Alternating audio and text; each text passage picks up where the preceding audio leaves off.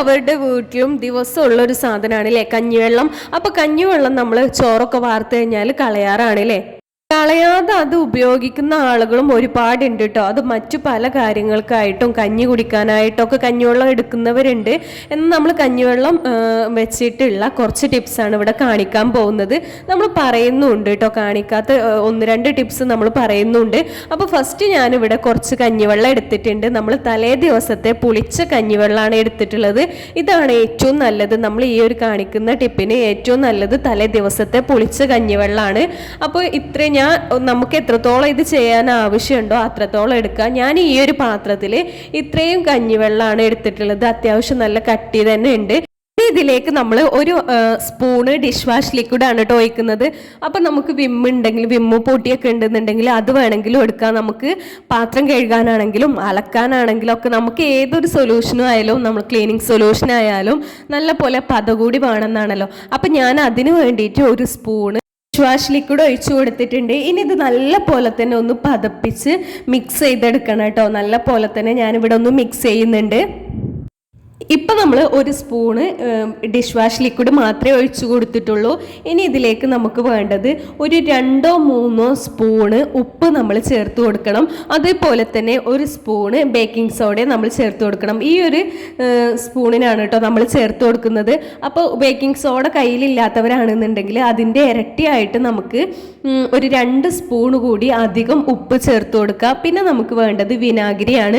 വിനാഗിരി ഒരു 3 സ്പൂണോളം ഞാൻ ചേർത്ത് കൊടുക്കുന്നുണ്ട് കേട്ടോ. അപ്പം നമുക്ക് എത്രത്തോളം കടുപ്പത്തിലുള്ള കറിയൊക്കെ ഉണ്ടോ അതിനനുസരിച്ച് ഈ വിനാഗിരിയുടെ അളവിൽ കൂട്ടി കൊടുക്കാം. നോർമലി നമുക്ക് ഈ ഒരു 3 സ്പൂണ് വിനാഗിരി മതിയാകും. നേരത്തെ പറഞ്ഞ പോലെ ബേക്കിംഗ് സോഡ ഇല്ലാന്നുണ്ടെങ്കിൽ നമുക്ക് അതിന് പകരമായിട്ട് ഒരു 2 സ്പൂണ് ഉപ്പ് അധികം ചേർത്ത് കൊടുക്കുക. ഇനി ഇത് നല്ല പോലെ തന്നെ മിക്സ് ചെയ്തെടുക്കണം. ഇത് വെച്ചിട്ട് ചെയ്യാൻ പറ്റുന്നത് നമ്മൾ കാണിക്കുന്നില്ല. പക്ഷെ നല്ലൊരു ടിപ്പ് എന്താണെന്ന് വെച്ചാൽ നമ്മൾ ഡെയിലി കിച്ചണിൽ തുടക്കാനൊക്കെ ഉപയോഗിക്കുന്ന കിച്ചൺ ടവൽ, അതുപോലെ തന്നെ നമ്മൾ ഡെയിലി കുളിക്കാൻ ഉപയോഗിക്കുന്ന തോർത്തുണ്ടല്ലോ, ബാത്തിങ് ടവൽ, ഇത് രണ്ടും ഈ ഒരു വെള്ളത്തിലിട്ട് ഒരു 5 മിനിറ്റോ 10 മിനിറ്റോ തിളപ്പിച്ച് ഒന്ന് അലക്കി എടുക്കുകയാണെന്നുണ്ടെങ്കിൽ നല്ല പോലെ തന്നെ ക്ലീൻ ആയിട്ട് വൃത്തിയായിട്ട് കിട്ടും കേട്ടോ. അതിലെ കറയും കരിമ്പനൊക്കെ പോയിട്ട് നമ്മൾ വേറൊരു പാത്രത്തിലേക്ക് ഒരു കപ്പ് എടുത്തിട്ടുണ്ട്. അതിലേക്ക് കുറച്ച് കഞ്ഞിവെള്ളം, പകുതി കഞ്ഞിവെള്ളം ഒഴിച്ചിട്ടുണ്ട്. ബാക്കി കുറച്ച് പച്ചവെള്ളം കൂടി ചേർത്ത് നല്ല പോലെ തന്നെ ഒന്ന് ഡൈലൂട്ട് ചെയ്തെടുത്തിട്ടുണ്ട്.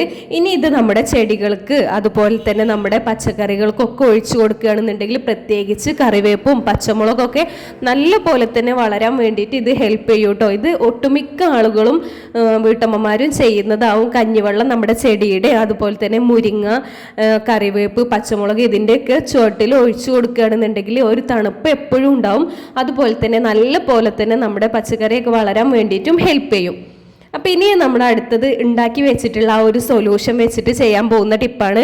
നമ്മുടെ ഈ ഒരു വാഷ് ബേസ് ഉണ്ടല്ലോ, നല്ല പോലെ തന്നെ കറയൊക്കെ പിടിച്ചിട്ടുണ്ട്. നമുക്കറിയാം, കുഴൽ കിണറിൻ്റെയൊക്കെ വെള്ളം ഉപയോഗിക്കുന്നവർക്കറിയാം, എപ്പോഴും ഒരു മഞ്ഞ കറ പോലെ അതിൽ പിടിച്ചിട്ടുണ്ടാവും.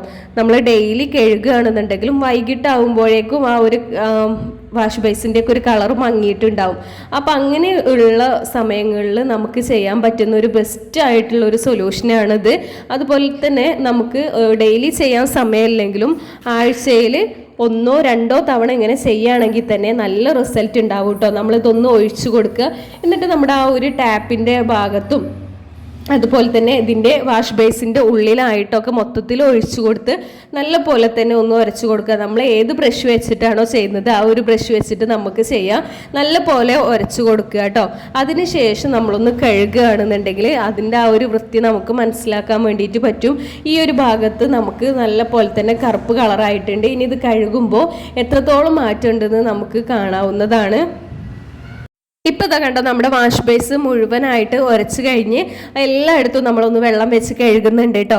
അപ്പോൾ നല്ല പോലെ തന്നെ റിസൾട്ട് ഉള്ള ഒരു ടിപ്പ് തന്നെയാണിത്. എല്ലാവരും ചെയ്ത് നോക്കുക.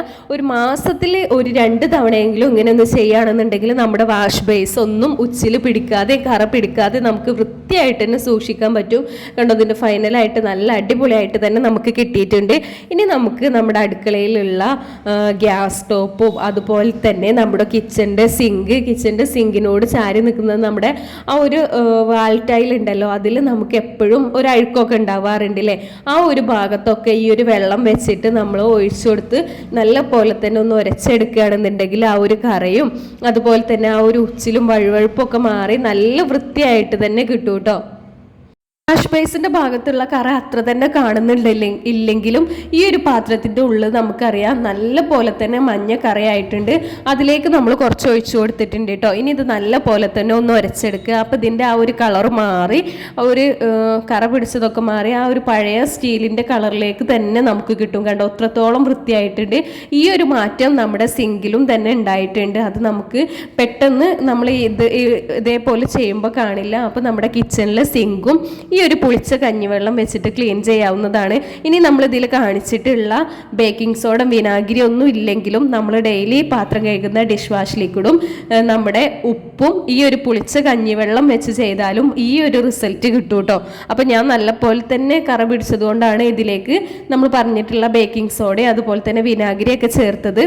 അതൊന്നും ഇല്ലാത്തവർക്കും നമ്മൾ നേരത്തെ പറഞ്ഞ പോലെ ചെയ്താൽ നല്ല റിസൾട്ട് കിട്ടും. ഇനി നമ്മുടെ സ്റ്റീൽ പാത്രങ്ങൾ, സെറാമിക്കിന്റെ പാത്രങ്ങൾ അതൊക്കെ ഇതുപോലെ ക്ലീൻ ചെയ്യാവുന്നതാണ് കേട്ടോ. അപ്പോൾ സ്റ്റീലിൽ പിടിച്ചിട്ടുള്ള നമ്മൾ ഡെയിലി ഉപയോഗിക്കുന്ന ചായയൊക്കെ ഉണ്ടാക്കുന്ന പാത്രം, അതുപോലെ തന്നെ നമ്മുടെ സ്റ്റീൽ ഗ്ലാസ്സുകൾ, നമ്മുടെ സെറാമിക്കിൻ്റെ കപ്പുകൾ, ഇതൊക്കെ ഈ രീതിയിൽ ക്ലീൻ ചെയ്യാവുന്നതാണ്.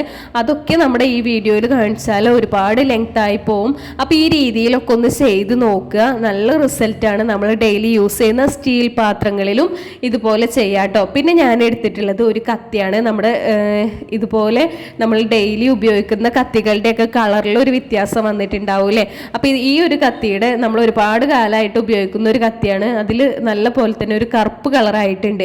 അപ്പോൾ ഇതിൽ ഒരു മാറ്റം ഉണ്ടാവുമോ എന്നുള്ളതൊന്ന് ചെയ്ത് നോക്കുകയാണ്. ഫസ്റ്റ് ഒറ്റ തവണ ഉരച്ചപ്പോൾ തന്നെ നമുക്ക് ഒരു മാറ്റം കണ്ടു. അപ്പോൾ അതാ കഴുകിയെടുത്തപ്പോൾ ഇത്രത്തോളം മാറ്റം നമുക്ക് കണ്ടിട്ടുണ്ട് കേട്ടോ. അതിലുള്ള ആ ഒരു കറയൊക്കെ പോയി ആ ഒരു പുതിയ കളർ കിട്ടിയിട്ടില്ല എന്നുണ്ടെങ്കിലും നല്ല വൃത്തിയായിട്ടുള്ള ഒരു കളർ നമുക്ക് കിട്ടിയിട്ടുണ്ട്. അപ്പോൾ ഈ രീതിയിലും ചെയ്യാത്തവരൊന്ന് ചെയ്ത് നോക്കുക. ഇനി നമ്മുടെ ബാത്റൂമിലുള്ള നമ്മൾ ഉപയോഗിക്കുന്ന ബക്കറ്റ്, അതുപോലെ തന്നെ കപ്പ്, നമ്മുടെ ക്ലോസറ്റ്, ഇതിലൊക്കെ വന്നിട്ടുള്ള കറ പിടിച്ചത് കളയാൻ വേണ്ടിയിട്ട് നമുക്ക് ഈ ഒരു സൊല്യൂഷൻ ഒഴിച്ചു കൊടുത്താൽ മതി. ആദ്യം നമ്മൾ ക്ലോസറ്റിൽ ഇത് കുറച്ച് ഒഴിച്ചു കൊടുക്കുന്നുണ്ട്. എന്നിട്ടാണ് നമ്മൾ ഈ ഒരു ബക്കറ്റും കപ്പൊക്കെ കഴുകാൻ നിൽക്കുന്നത്. അപ്പോൾ ആ ഒരു കുറച്ച് സമയം നമ്മൾ ഈ ഒരു വെള്ളം ബാത്റൂമിൽ ഒഴിച്ച് കിടക്കുമ്പോൾ തന്നെ ആ ഒരു എഫക്റ്റ് കൊണ്ട് നമുക്ക് പെട്ടെന്ന് തന്നെ ക്ലീൻ ആയിട്ട് കിട്ടും. അപ്പോൾ നമ്മൾ ഡെയിലി യൂസ് ചെയ്യുന്ന ഈ ബക്കറ്റിലും കപ്പിലും ഒക്കെ ഉള്ള ആ ഒരു വഴുവഴുപ്പും ഉച്ചിലും ഒക്കെ പോകാൻ വേണ്ടിയിട്ട് ഇത് നല്ല രീതിയിൽ തന്നെ നമുക്ക് ഹെൽപ്പ് ചെയ്യും കേട്ടോ. അപ്പോൾ ഞാൻ ഇതേപോലെ ഒന്ന് ഉരച്ചെടുത്തിട്ടുണ്ട്. എന്നിട്ട് നല്ല പോലെ തന്നെ ഒന്ന് കഴുകി വൃത്തിയാക്കുക. ഇപ്പം നമ്മുടെ ബക്കറ്റിൻ്റെ ഉള്ളിൽ നല്ല പോലെ തന്നെ ക്ലീൻ ആയിട്ട് കിട്ടിയിട്ടുണ്ട് കേട്ടോ.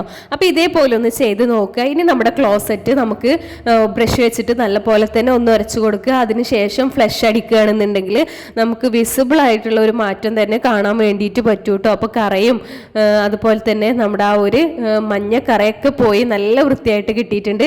ഇനി നമുക്ക് നമ്മുടെ ഫ്ലോറിലും ഇതുപോലെ തന്നെ ഒന്ന് ഒഴിച്ചു കൊടുത്ത് ഉരക്കുകയാണെന്നുണ്ടെങ്കിൽ നല്ല പോലെ തന്നെ വൃത്തിയായിട്ട് കിട്ടും. അപ്പോൾ ഇതും ചെയ്യാത്തവർ ഒന്ന് ചെയ്ത് നോക്കുക. നമ്മൾ നേരത്തെ കാണിക്കാതെ പറഞ്ഞ ടിപ്പ് അത് നല്ല പോലെ തന്നെ വീട്ടമ്മമാർക്കൊക്കെ ഹെൽപ്പ് ചെയ്യുന്ന ഒന്ന് തന്നെയാണ്. നമ്മുടെ തോർത്തും മുണ്ടും അതുപോലെ തന്നെ നമ്മുടെ കിച്ചൺ ടവലൊക്കെ ഈ ഒരു വെള്ളത്തിലിട്ട് തിളപ്പിച്ച് അലക്കിയെടുക്കുക. അപ്പോൾ ഇത്രയേ ഉള്ളൂ നമ്മുടെ ഇന്നത്തെ വീഡിയോ. നമ്മൾ പറഞ്ഞിട്ടുള്ള ഏതെങ്കിലും ഒരു ടിപ്പെങ്കിലും ഇഷ്ടപ്പെട്ടവരുണ്ടെന്നുണ്ടെങ്കിൽ നമ്മുടെ ചാനൽ ഒന്ന് സബ്സ്ക്രൈബ് ചെയ്യുക. അതുപോലെ തന്നെ വീഡിയോ ലൈക്ക് ചെയ്യുക. താങ്ക്